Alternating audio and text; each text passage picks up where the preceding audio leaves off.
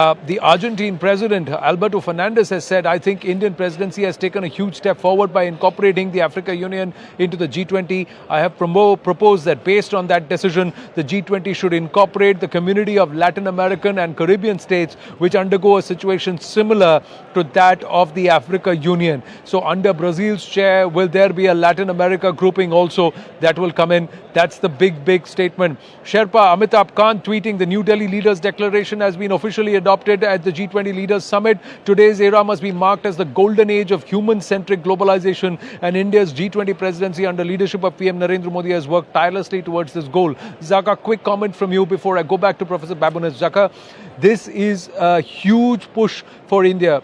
Somewhere the indication is that the wording has steered the G20 back to its purpose. That will be a huge achievement. That's one thing that we've been hearing since morning, that there may not be any reference to the war at all, because the Bali Declaration last year was an aberration, because the G20 was never meant to be talking about geopolitical issues, strategic issues, etc. It was always meant to be an economic forum. So it's likely that there is no mention at all about the Ukraine war. Or it's also possible, because it's such a lightning rod issue for the Western countries, the United States, its European partners, that the language on the Ukraine war has been watered down to the extent that it's not accusatory in any form. It has no references to sovereignty or territorial integrity, or that countries changing the status quo, etc. It will simply again go back to what the Prime Minister said in the opening comments at the first session, that it has to be a human-centric approach. So they may just refer to the humanitarian cost of the war and not necessarily the geopolitical costs or the geopolitical causes of what led to that war. So I think that's also entirely possible. Allow me to interrupt you, Zaka.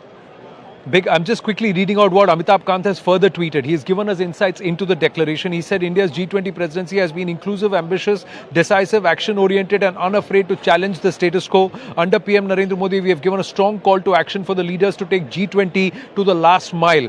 G20 has been the most ambitious in the history of G20 presidencies. This G20 India, with 112 outcomes and presidency documents, we have more than doubled the substantive work from previous presidencies. And finally, he says the New Delhi Leaders Declaration focuses on A. Strong, sustainable, balanced and inclusive growth. B. Accelerating progress on SDGs.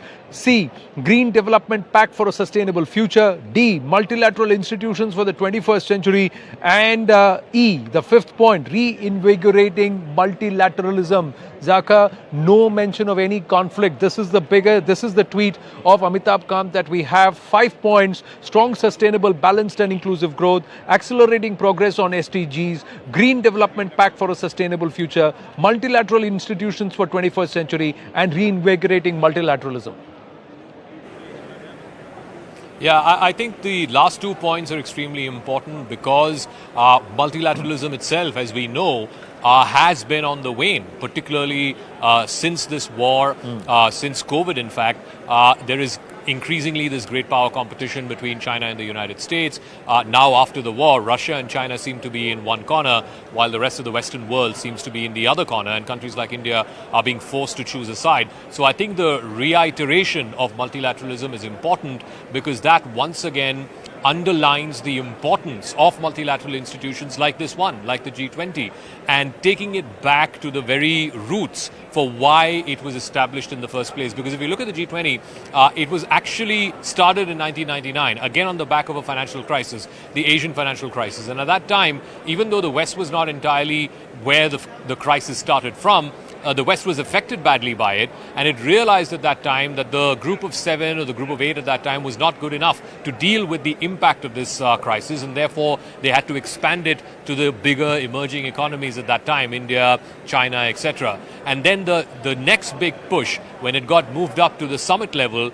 was at the end of the 2008 financial crisis, where again the learning was that countries like China, India, the developing world have just as much stake in the emerging global financial order, and therefore it is important that in this room, in this high table, countries like India and China, South Africa, etc., Brazil, have a place in that high table. But about the New Delhi Declaration, like I said, the wording is going to be important. The devil, as they say, lies sometimes in the detail. So will there be any reference at all to the war, or will it be in sort of humanitarian / human-centric words that will be chosen to refer to the war? or will it be going back to what the G20 was established for, and that is a healthy global financial architecture, including the likes of what was mentioned in Amitabh Kant's tweet, sustainable development goals and multilateralism being revived, etc. Yes. Yes, Nirmala Sitaraman, Subramaniam Jaishankar, Amitabh Kant, Ajay Sethi. We have Foreign Secretary Quatra, Harshvardhan Shringla. These are the people who are going to be present for the presser. That's what Siddhant is getting us. So it's going to be a packed hall, Zaka. The press conference is about to start in 10 minutes. But if we have the finance minister, the foreign minister, the G20 Sherpa and the chief coordinator along with the foreign secretary sitting for the briefing, that is significant. That means this is going to be celebrated as a huge win for India. And of course, Bharat trying to show very clearly that we can get warring family members to sit together and arrive at a consensus, at a conclusion. Professor Babones, quick comment before I go back to Pallavi and Zaka. The fact that there is a consensus statement is really more important than what's in it. The fact that India was able to achieve a consensus with, the Russian and Chinese leaders absent, with Xi Jinping perhaps not even wanting to endorse the G20 at all, or not wanting to be outshone by India at the G20, is really the operative point. I mean, let's remember, last year there was a Bali statement. Does anyone know what was in it? Probably not. The important thing was that the leaders at Bali were able to come to a joint communique. The year before that, the G20 was in Italy. Does anyone even remember Italy's G20 leadership of the Italy's G20 leadership? I suspect not. So the real crucial thing here is that India is pulling this off. It's not what actually comes out of it. I suspect the most important lasting contribution of this G20 is going to prove to have been the inclusion of the African Union, because this is the first time that the African Union has been represented at a major global venue in a formal way as a grouping. And now I don't think that's going to happen for Latin America next year. I don't think this is going to be a trend going forward. This represents the African Union achieving some kind of recognition on a par with the European Union. Right now, the European Union is the only corporate body that tends to appear at these major international events. I think India bringing Africa into global governance is a structural change that's going to be important going forward. It's not just an accomplishment for this year, it's an accomplishment for all time. True. They're just playing out the Prime Minister's conversation. I'm just going to see if we can shift around and see the Finance Minister Nirmala Sitaraman sitting right behind him. This is inside the G20 Session 2 Convention Hall. Huge table thumping as everybody is standing and applauding. You see the Foreign Minister, the Finance Minister standing in those visuals. It's being played out all around the media center right now. It's being announced. So I think they're just setting up the press conference to get underway.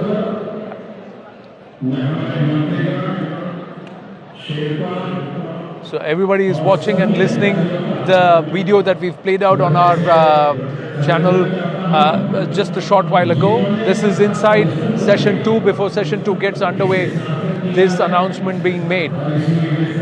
Pallavi, this is significant. If we have the top ministers coming and it's going to be a briefing, that means India is going to look at this as a huge victory and also position Bharat as a problem solver. But also Anand, it also shows the graciousness, because if you listen to what the Prime Minister was saying just after he announced the New Delhi declaration, he actually thanked his entire Council of Ministers, he thanked the Sherpas, and it's really been a hard work. I mean, for the last 1 year, in the multiple G20 events across the country, every single state being targeted, every single state being focused, it has been a lot of hard work. We often don't get to see the backroom negotiations, we often get to see the final product. So maybe many of us don't even understand that how difficult it is to negotiate. I can talk about the finance ministry because I cover that ministry, but even getting things like the cryptocurrency on agenda hasn't been easy. To talk about a trust as in fair resolution, dropping the word climate, hasn't been easy. To convince China, Russia, Saudi Arabia that climate change is a horror which we need to deal with also hasn't been easy, because how do you compromise on the fact that there are individual interests, there are going to be vested interests, and many of them will have to be sacrificed for the sake of the larger good.